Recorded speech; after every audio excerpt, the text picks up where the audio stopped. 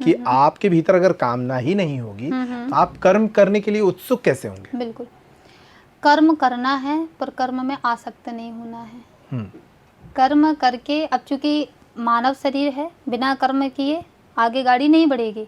जीवन निर्वाह करना है तो कर्म करना ही पड़ेगा, पर कर्म में आसक्त नहीं होना है। आसक्त का मतलब कर्म आपको बांध ले, इतना ज़्यादा कर्म में आपको लीन नहीं होना है।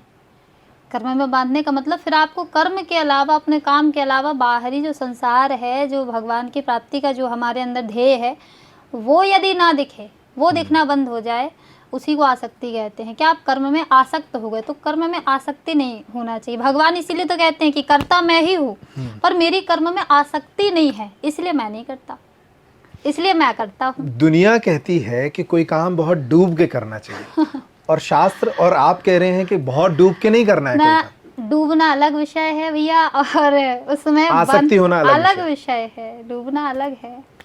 अच्छा, जो एक परम लक्ष्य है भगवत प्राप्ति या मोक्ष की ठीक है, प्राप्ति, ये भी तो कामनाएं ही हैं। ये कामना तो है, लेकिन ये एक ऐसी कामना नहीं है कि जिससे बंधने के बाद आपको गर्त में गिरना पड़े। अच्छा, तो आपने कहा अच्छी कामना और बुरी कामना, दो तरह की कामनाएं होती हैं।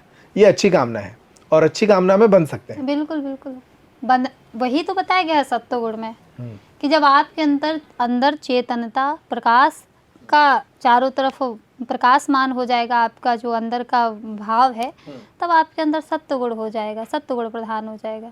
तो वही मतलब है कि सांसारिक कामनाएं आपको बांध लेती हैं, परमात्मा से दूर करती हैं सांसारिक कामना, और परमात्मा को प्राप्त करने की ही यदि कामना हो जाए, फिर इससे अच्छा है ही क्या। यही तो चाहते हैं, यही तो मानव जीवन का लक्ष्य है।